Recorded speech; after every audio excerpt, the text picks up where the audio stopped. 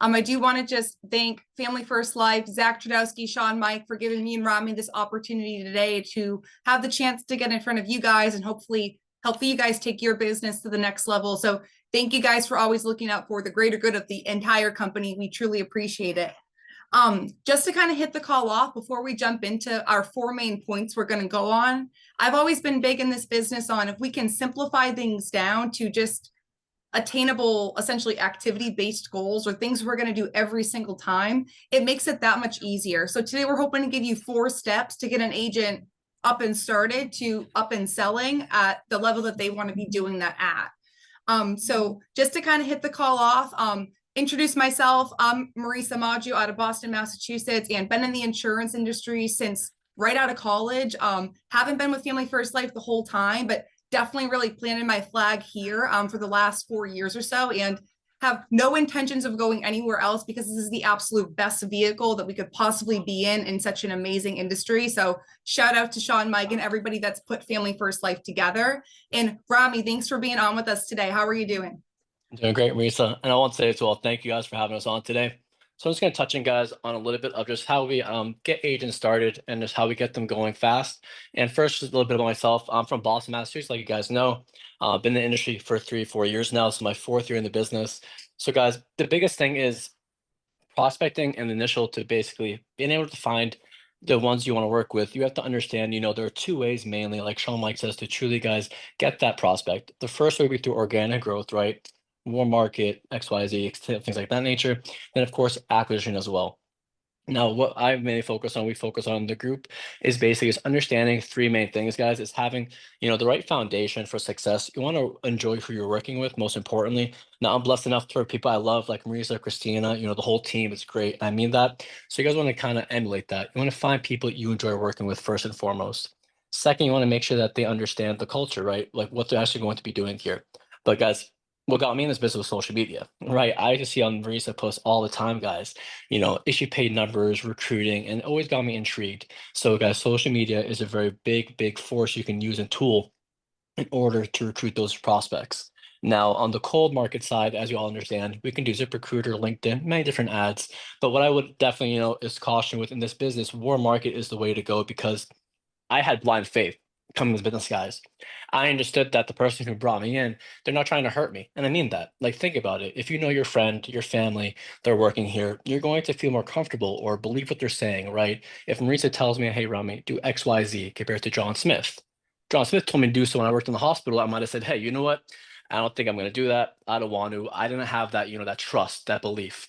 I may have belief in myself, but not in that person. And when you have a warm market, they already understand you. They know who you are to an extent, right?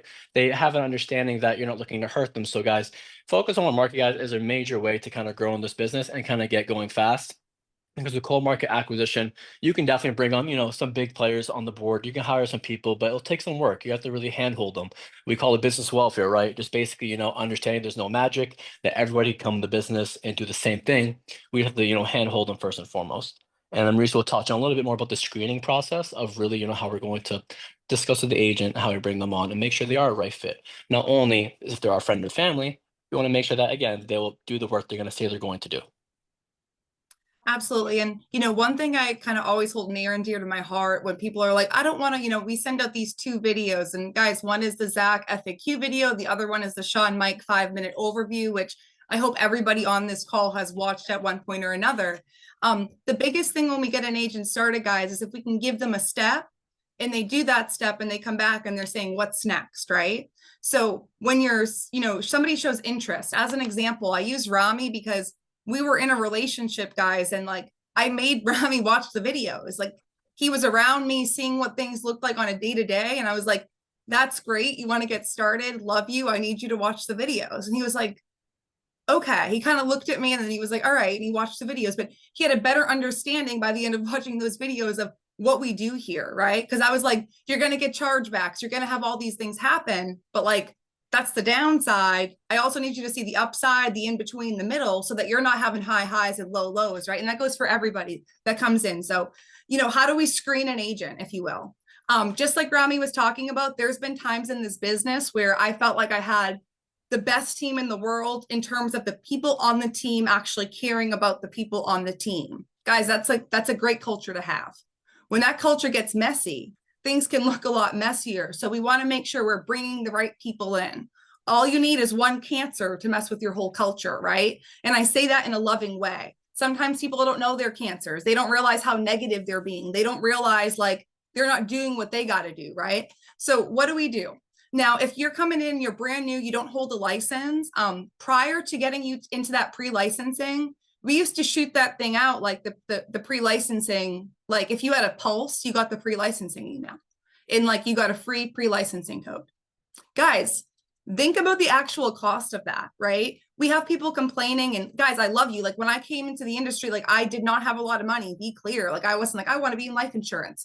But my point is, guys, is giving people a step and then them being able to follow it. So when I get off the phone with somebody, I feel like they are going to be a good fit. I'm going to take a step back and talk about what that conversation kind of looks like. Now, I don't care if it's my best friend's friend, if it's my best friend, or if it's John Smith from ZipRecruiter. We need to have the same type of conversation, so to say.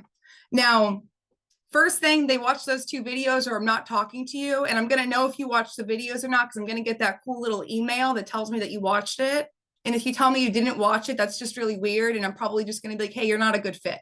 And guys, it's okay to tell somebody they're not a good fit for your team. You should hold yourself to a standard of like, if the person isn't willing to do this, I don't want to work with them, right? So watch the 2 steps, watch the 2 videos. From there, we're going to collect an intake form. That intake form essentially is just consisting of, we'll drop the videos in if Rami, if you want to do that. That intake form is essentially just their basic background information from their name, their date of birth, their email, best way to reach them, their social, all these good things. Because guys, when we're giving somebody something, they need to be showing us commitment back. So I get off the phone with, let's just say John, and I'm like, actually, I think John could be a really good fit for the team. He's excited. He's ready to get into pre-licensing. I'm going to give him the expectation, hey, I'm sending you over this new agent intake form. Once you fill it out, send it back to me. And now I'm assuming John is in a state that he can schedule his exam. John, once you schedule your exam there in Alabama, I'm going to go ahead and send out the pre-licensing to you. Now, why do we do it that way? We do it that way because we don't need to be shooting pre-licensing vouchers out to people that are not going to use them, guys, right? Like we need to be shooting pre-licensing vouchers out to people who are ready to move, right? That want to move with us. So they're scheduling that exam if possible before getting the voucher. Once they get the voucher, they have the expectation of like, hey, if you don't complete this within, 7 to 10 days, you have a lot lower probability of passing the exam. Now, guys, we say that for 2 reasons. A, because it's true, which I think is really important. And like B, because if somebody's taking longer than that, unless it's like anticipated, it's not really making sense, right? And then asking questions within the interview process, right? So like, how do I know John was a good fit, right? Some of the questions I'm going to ask him are like, what are you doing for work now? Let's just say John's like, I'm a car dealer, right? I sell cars, right? At a car dealership. Okay, awesome. What has you looking for something new? Now, if John's like, well, I saw this as a virtual position where you get to work from home and on your own time, and that's the main reason that he wants to work here. Like we all know if you work here, like, that's not going to be a good fit. Yes, we are able to work from pretty much anywhere and everywhere. But in the beginning, like we need that locked in commitment of like, you're going to learn how to literally change a career path, right? So what are you doing for work right now? Now, he can tell me all about the car dealership. If he's like at the car dealership, I hate it because they just want me to like work so hard and it's just this many hours. And I hate that I have to work 40 hours a week. Like, I'm not really, I'm hearing John complaining already about what he's currently doing. Now, it's okay to be like, I don't like what I'm currently doing, but what I like about it is that I have the ability to learn how to communicate with people. I'm looking for them to take something good out of what they're already doing, right? And that could or couldn't be applicable to the insurance industry. Just like, what are you doing for work now? What got you looking for something new? If they're like they're talking about their manager, they're talking about how they're like, is that somebody that you'd want to be in business with? When people start going crazy down that kind of road, I'm like, okay, like it might not be a good fit. And guys, it's completely okay again to just be like, hey, John, I don't think you're going to be a good fit for our organization. Best of luck on your career search. A lot of people have a hard time doing that. It's as simple as that one liner. Like, I don't think you're going to be a good fit for the team. Best of luck on your career search, right? You're doing them a disservice if you're bringing them in, knowing they're not going to be a good fit for your team. Why the life insurance industry, right? Like, Why do you want to be in life insurance? Guys, when I went into, and again, I was not with Family First Life, but when I went into life insurance, right, I didn't understand fully based off the ad that was perceived that it was life insurance. But when I got there, I had lost my mom a year prior. So I knew life insurance was important, right? Like I knew it was important. I was like, I don't really understand this. I'm like, like 19, 20 years old, barely legal, but like this looks like it's important, right? So why the life insurance industry? If you can't give me something of substance, like I like to help people, or I think that putting people in a better financial situation. In the beginning, guys, a lot of our reasons are going to be money. But if it's only money, I can tell you right now that agent has a lot less of a chance of lasting. If it's just, I want to make money for myself and be selfish and I don't care about anybody else. That is complete opposite nature of this business, so to say. Another good question I like to ask people once I'm explaining, they understand, they watch the videos, right? They don't understand leads, they understand lead spend, they understand what we're going to be working like, they understand their schedule is going to be followed, they understand that we're going to treat it like a W-2, if you will. With that being said, we're going to ask them, now, John, your first lead investment, guys, I'm huge on your upfront lead investment. Like I love everybody, but like I had to come into this business broke too, guys. And like you can find $300 to $500. You just have to find it. Like I promise you, like I was just as broke as you, if not worse. You can find it if you want to find it. Now, if somebody's going to give you a handout, and I'm not saying lead assist programs are bad. I'm just saying I haven't seen them work crazy successfully for my group. And that's my group particularly. Now, with that being said, I'm going to ask John. Now, John, your original lead investment, as we talked about upfront, is going to be $500. Now, John, if you spend that $500 in your first week and you don't see results, what does that look like for you? And like, they're going to probably sound a little bit confused. They might say something like, I'm going to be a little bit like, like I really want to be like, well, what about the leads? What about this? You need to see them take some self-accountability. All I want them to do is be like, you know what? I could be like, maybe I'll take that $500. I'm going to continue to dial on the leads. I'm going to get some objections. I'm going to get some, but I got better this week. I want to hear them talk about like, as long as I'm getting better, I'm moving in the right direction.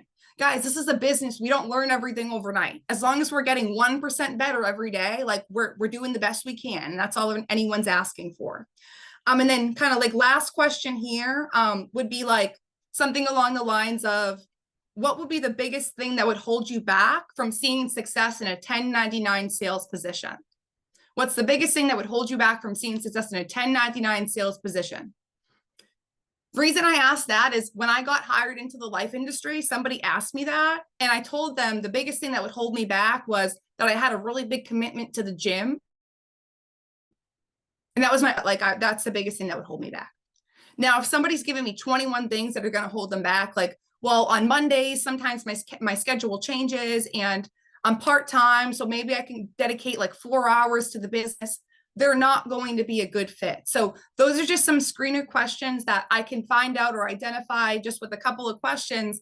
Hey, is this going to be something where I'm going to feel like I'm pulling you across the finish line? Because guys, over time, you can pull a couple people across the finish line, but you can't pull hundreds. So it's going to start to feel tedious, so to say.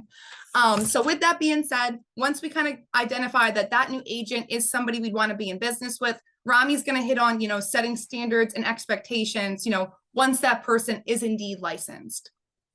So guys, like Marysa said, if you guys would pick on the main thing really for a new agent is structure and schedule to really get them going, guys. And I'm sure all of us has some expectations or standards we have in our own life, whether it be, time we want to wake up, gym hours, things of that nature. And I really mean that. Now, I want all of us to really look at our life inside out and see, am I following my own structure with my own individual life? In the beginning, guys, I lacked that. I'll be very direct. At times, I like to wake up early, but I like to sleep in at times. I'm not going to lie. There were days in the beginning that I understood that I have to adjust my mindset to say, you know what, in order for me to tell my agents to follow the structure and schedule, I have to stick to a structure and schedule. So I want everybody to first stick to your first structure and schedule you're going to do. Say what you're going to do, whether it be a 31-day goal, 90-day goal. It depends on how your brain operates. But write it out, guys. Every morning, write out what you want your day to look like. Like Dave answered, the first hour, master that per se, right? If you guys can do that from within, then start focusing on the agents. Because again, if you don't do it first, you can't replicate it for somebody else. But for a new agent, guys, traditionally, structure and schedule comes down to main things, guys. Income producing activities during income producing hours, right? As a new agent, the main thing they have to do and understand is in order to get paid fastest is they have to get on the phones, right? Being in telesales, I was face-to-face guys for 3 years fully in the business. Now, all I did, I took my face-to-face in the field and I translated it completely over the phone 100%. I didn't change anything. So the schedule I'm going to talk about, guys, is going to be the traditional full-time schedule. So the new agents, they have to come in, guys, and as we know, dial that Mondays for Tuesday, Wednesday, Thursday, Friday, Saturday, by nature alone. They should understand that those 2 days, no matter what, they should be in the office, locked in, and dialing, getting down to the leads for lead resolution. But being on telesales, we all understand that we can have a really bad Monday, right? If that happens, we have to know that on Tuesday and Wednesday, we're able to continue and get the same results, but not the bad results, the better results. How to do so? Every single week we buy, like we're saying, lead flow. You have to understand, guys, that lead flow is cash flow in this business, right? If you don't have leads, don't expect to issue 20, 30, 40 families a month. Just not going to happen because what's going to happen is you're going to run out of prospects to contact. You're going to bang your head against the wall. You're going to blame yourself, the leads. You're going to come up with 18 limiting beliefs that are not true. They're all just inside the thought, inside your mind. You need to adjust that to understand that having the proper mindset is going to be able to get you through it. Because, guys, this business is survivors of the fittest, to be very blunt, right? It's the ones that can persevere, make it through year one, year two, understand those concepts. But as a new agent, you don't want to overload them. The main thing is, again, is understanding their schedule. So have an agent say, okay, you're full-time in this business. All right, did you work 40 hours in a different job? Okay. Now, if we're able to allocate your same hours and same energy into this vision here, being a 1099 independent contractor, do you think you can have better results, right? Like Maria said, asking those challenging questions and figuring out where the agent's at. If you guys can meet your agent where they're at, it makes it much easier to scale your business because you're not wasting your time on the people who don't want to grow, who don't want to issue 20, 30, 40 families, where they just want to make a couple extra $1,000 for themselves. You don't want to allocate time to people that aren't going to, bring profit to the business per se, right? You want to focus on the 20% that's going to bring that 80% of that results. So for the new agent, I always go back to in the business is again saying the standard that you're going to be calling from dusk of dawn to the nighttime, right? So the second, 8 a.m. hits, you're on the phones early. You're getting through 200, 300, $400 a day. On average, you guys, the new agent should be doing $500 a day with an automated dialing system. If you're manually dialing, around $300 to $400 a day. That's the first expectation standard they have, the dials. Second, lead flow. They have to understand that having at least $500 to $1,000 lead spend every Monday and every Thursday is going to give them enough at bats in order to get those numbers. Because everyone on this call, Hall of Fame producers, rookie producers, if you give us all the same at bats, we're going to have pretty much the same results, right? Some may fluctuate, give or take, but it's a numbers game. Guys, in this business, I always look at it as 20% will buy from anybody, 20% will buy from nobody, 60% will buy from, so will need to be turned the curiosity into intent, right? They need to kind of be understood their why, find the PowerPoint, understand that, hey, this is your problem, here's a solution. So as a new agent, in order for them to get that 20%, just dial the phones, income producing activity during income producing hours.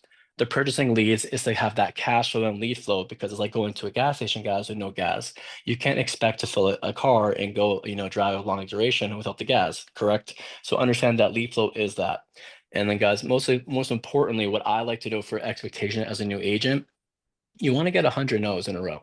Like I say, guys, you want to get 100 no's as fast as you can because the more no's you're going to get, the more yeses will come. Because by nature, guys, if I'm myself, when I'm calling to my mortgage leads or my own final expense leads, and I'm getting through and I'm getting told no, no, no, no, I go back to me being a new agent. I think, you know what? I was excited to get those no's because I knew that at the end of the day, once I'm able to get to that yes, I have new energy. I feel rejuvenated. I'm back at it. Rinse, wash, and repeat. Now, of course, guys, as you progress throughout the business, your skill set is going to get, sharpened, right? You're going to sharpen your pencil per se. You're going to now begin to allocate money for time or time for money. That's when you start doing different, lead generation, lead flow, the whole nine. But the first thing, again, you have to issue guys that 20, I call it 20, 20,000, 20 families help mark. You want to make sure you're hitting that before you're dipping into any new lead generation or any type of buying a new category. Master your sale, master that one lead type, right? Get you singing the same song over and over. Because in this business, in order to scale it, if Marysa sounds just like me, I sound just like Marysa, Christina sounds just like myself, Heather sounds like Christina. Now we can replicate that process. Desiree sounds like Christina. Now it keeps going down the chain. Now, guys, everybody's singing the same song. Now, all it comes down to is who believes in themselves, right? For mindset purposes, I'll touch on momentarily, and who has enough leads. Now, if I have more leads, I have more numbers. And again, guys, more numbers, guys, means more contacts. More contacts means more appointments. More appointments means more sales. And make sure, guys, you're telling the agent to do a dial tracker. I know it sounds very cliche, but everyone here should be counting their dials. Everybody. If you're not, how do you know your ratio? Because as a new agent, guys, if again you're counting your dials and let's say you're calling 500 people, but you're talking to 100 and booking zero, there's something you're saying that's not booking appointments. Now, let's say you're only talking to 10 people, but you're booking 5 appointments. That's pretty good. You've got 50% pickup ratio and, they all basically booked. So that's not a bad ratio. But if you don't have those numbers down, you don't know if it's my script. Do I have to work on my appointment per se? Things of that nature. So work on the ratios, guys, so you can actually track your KPIs to grow the business and actually get the profit. Now, mindset is very, very, very important, guys, because mindset in this business can take a lot from you, but it can give you a lot. What I will tell you is, thankfully, I think in our hierarchy in our business, that we all have a very strong mindset that we'll have bad days, but we know that the team needs us, that we understand that we need each other. So I know that no matter what happens, I'm going to do what I said I'm going to do. I'm going to call my clients because, guys, they're family at the end of the day. If that was my mom or dad on the other side of that phone, and any of you guys are having a bad day, and my mom needs that life insurance, I pray to God that all of you are going to act like you have the best day ever. You guys woke up with $1 million in your bank account. You're talking to my mom that you want to protect her and that you're not going to let your negativity from work, drag you down or outside of work.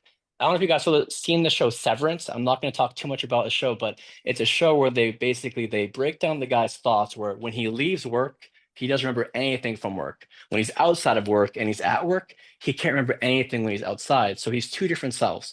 At work, he's one self, and outside of work, he's a different self. At work, he's super happy. Outside of work, he's very depressed. He doesn't even know that though, but at work, he's the most efficient self because he's separating his mindset. He's understanding that I need to, get down to the grit of things. I need to get down in the trenches and work with the agents and to get them going. So, guys, if I don't have a good mindset, the ups can get up, the downs can get down, right? And that's what I'll leave you guys with is that just be coachable as well, guys, as a new agent. That's another expectation and standard they have to understand. They need to plug in. And I used to say, make your car a rolling university. Nowadays, we're not in the field anymore, so you can't say that anymore. But what I would say is make your environment a rolling university. Stay constantly plugged into these calls, guys. Constantly plugged into the TNL, the True Talk. If you see your top producer that you're like, hey, I resonate with this, his or her, and I think I can relate to them and I want to know more about them, reach out, see what they're doing, see what they're saying on their script, see if you can join them on live dials, guys. And because if you're able to do that, you're going to be able to get all the training you need. And another non-negotiable for the team is live dials. I know I didn't lead with that because it's a given. I think everyone understands the power of an office, that you need to have an office mindset. And not everyone here is able to go to an office like we are.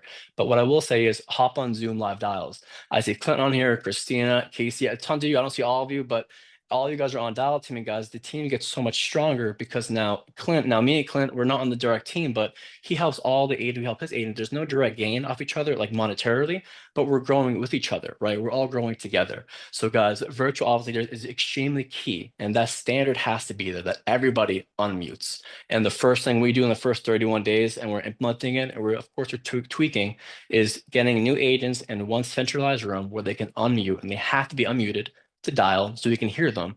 Because I know that all of you right now, if I told all of you guys, hey, unmute, you're probably not going to. I'll be very blunt. A few of you will who are used to talking, but the rest of you will not.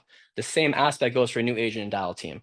A lot of new agents get scared, guys, to unmute live. They don't want to get uncomfortable, but uncomfortability equals growth. So the best way to do that is either force them to get uncomfortable or put them in an environment where they think they're being comfortable, right? And you tell them, hey, unmute, get loud, and basically just go through your script. And what I would really recommend, guys, is having your agents get into that kind of live dial session where you can constantly give live feedback and constant critique.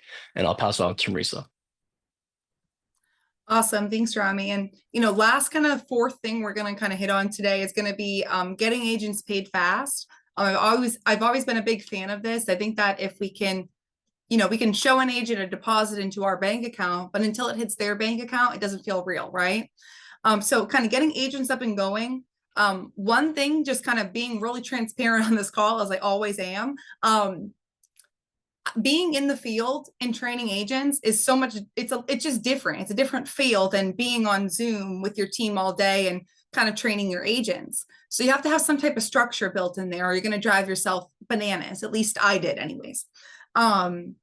So, like Rami hit on, in terms of getting agents into live dials, like for us, if you're not on live dials or in the office, like physically in the office with us, it's just confusing. We're probably not going to work with you because, again, we're giving you a step and you're not moving with us, right? So, there's designated slots that we've made at this point. If you're too nervous to unmute in the main room, we've been doing kind of 3-hour breakouts, things like that. And it's been effective. Now, one thing I do want to point out about this, guys, is I don't know that needs to happen in terms of if you're on Zoom and there's 20 people in the main room. I don't know that there needs to be breakout rooms. That's up to you and your team. But at the same time, it's like, if we got to get you paid, I'm going to put you in an environment that's a little bit less uncomfortable, we'll say. And to be honest, guys, like for those agents out there that were in the field, like I kind of found myself getting upset the other day. I'm like, what do they want? What do you guys want me to do? Do you want me to call the people for you and make the sale? And some of you guys are on here like, oh my God, she's so mean and nasty for saying that. That's really not my point, guys. My point more so is like when we were in the field, it was like, here's your leads, call them. There might have been a phone script, right? Like, here's your phone script. Just tell you're calling about the request they sent in. And if they don't know, just verify the information. Kind of the same thing we're doing today, guys. And then like go in the house. And like, if you're not going to record yourself in the house, like when you come out, you better be open to feedback and it better not be, I said that. That's what I said. That's what I did. If that's what you said, that's what you did in the home. And we're giving you feedback on the phone. That was frustrating, but I was able to be like, hey, Rami, love you, but that's not what you said and did, because if that's what you said and did, then you would have helped Mary out, right? Now, with that being said, do I find myself thinking, okay, these breakout rooms are completely necessary? No, but if I found them to be extremely proactive and helping agents get up and making those first couple of sales, absolutely. So what we've done within our group is take 3-hour time slots each day and just push them aside and say, this is a new agent breakout room. Now, everybody's empowered to dial in that main room, but in that little breakout room, so to say, it's me, Christina, Rami, Heather. There's 2 leaders in there that are able to give real live feedback. Just like you think about a quarterback that's, playing football. Guys, I never played football, which is probably really clear. However, I do know that the quarterback communicates with their coach with that little mic thing in their ear, so to say. Now, same exact concept when we have a new agent on the phone, right? They can hear us on Zoom, and then they can also hear their client in one ear, and they can hear us in the other ear. And we're just telling them exactly what to say. They're like, oh, I already, you're like, I'm giving a call about that request you sent in about the veteran life insurance coverage. You remember that, right? And they're like, no, I don't remember. And we're like, it's the one where you put and they're like, it's the one where you put your date of birth as 2/26/87. Is that right? And they're like, yeah. Okay. And then they just go back to their script, but you're able to be that person in their ear that's just saying, do this, move left, move right. And now, guys, do we expect agents to lean on this for like a million times, like a million days? No. We expect agents to rush through those first 100 presentations, like Rami talked about at the beginning, making sure that they can get a lot of those kinks out. So now they're in the main room dialing and they feel comfortable. They know their script, they know what they're saying, and they know why they're saying it.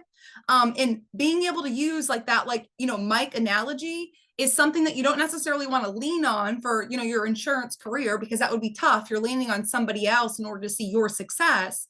But in the beginning, that's going to help your agents get paid extremely fast. And now if you're somebody out there that has a team, if you're growing and you're like, I'm so sick of hearing about people going into breakout rooms and these live dials and blah, blah, blah. You have your live dials and you feel like it's working, it's not working. Whatever's working for your team and getting your new agents writing business, guys, that's what's going to work for you right now. It might not work in 6 months. It might not be the same exact dynamic. But my point is, guys, is do what is helping your newest agents. New blood is the lifeline of this business. It's going to keep you excited. It's going to keep other people excited. And quite frankly, what it's allowed me to do over the last, many years or so is give up my right to be average and ordinary, which allows me to level myself up. So if you're on this call and you don't want to do it for anybody but you, do it for you. Do it so you can get better. Do it so that you wake up earlier. Do it so that you're on time. Do it for you. If you're on this call, you're like, I'm kind of selfish. Continue to be selfish if that's what you need to be. But what you're going to realize in being selfish is, oh, shoot, we can help a heck of a lot more people if there's just more than one person, me, helping 400 families a year, right? We can help 4 million. We can help 40 million, right? There's a lot more we can do together, guys. So biggest thing there would be like, get your agents paid fast, get in front of them, get them uncomfortable, and show them you care. Hey, Rami, I'm giving you this feedback right now because I care about you. If I didn't care about you, quite frankly, I'd let you keep dialing the phone and saying, hi, is this Charles? I would let you keep going that way. It's, hey, Charles, this is Marysa getting back. If I didn't care, I wouldn't give you constructive criticism. And guys, I'm going to leave you guys with that. That's been given to me throughout my entire time in the insurance industry. And quite frankly, is probably one of the largest reasons that I've been able to grow to the point I can as a person and as an organization, is just through other people pushing me in this industry and showing me like, hey, you can be a better version of yourself. And quite frankly, if you're on this call and you're listening right now, like, you can be a better version of yourself. So do exactly that. Help other people get to where you were. Remember where you were when you got started and how much help you needed. But guys, outside of that, that's what I got. Rami, anything you want to wrap up with? No, you did great, Marisa. And honestly, guys, that's you said, guys, all it is up to you, basically, right? It's up to us to kind of get out there, just do the work, just stick what you're going to do, guys. And again, outline your next 31 days, your next 7 days. If you're not where you're at today, you will be eventually. Just make sure you're doing the proper steps, implementing it day in and day out, rinse, wash, and repeat. And you also get there eventually, guys. Just keep at it. Don't give up. Appreciate you guys. Take care.